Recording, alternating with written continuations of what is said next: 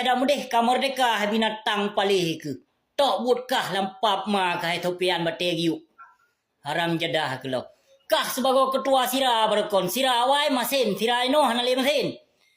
Kabeh tabu dum. Nang penjajah Jawa wate masa referendum pun. Nah dengar nah. Yung binatang paling palih yung binatang si bate jirat no. Sofian Daud. Nyo awak obok-obok nang gro Aceh nyo kenyo ino kasajan PDI, kasajan lungke kebu.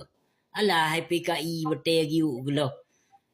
Yang berusaha PJ KPE le awak kah. Kangke le awak kah. Kanyo olehnya kakak pubruk PJ. Yang PJ gubernur baru yang itu medu titun baju kurung titun. Dia obok-obok le binatangnya nah, dua ngan si Isra.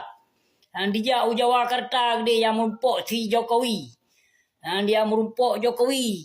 Dia tanyong tolong yang merumpok si Luhut. Alah ada juga palih ke. Pama ke.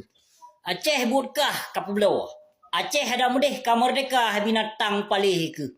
Tok butkah lampap ma kai topian bategiu. Haram jadah kelok.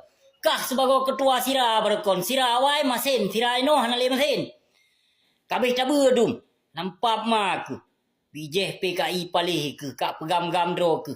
Kah awak belo bangsa Mulia. Kah awak belo nanggro Aceh ke Jawa.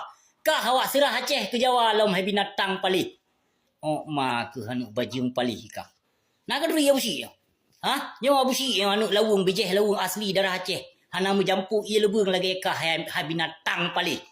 Hanuk bajung kah Sofian Daud. Hokangon ke si serah tabotru. Hah? Si Isra, sabotru hoka. Kah yang obok Aceh? Wate pemilihan PJ, kah yang calon? Kah yang tampilkan? Kah yang pilih? Hah? Haram jadah palih ke. PKI Isra kah Ishak Daud? Oh Sofian Daud. Binatang.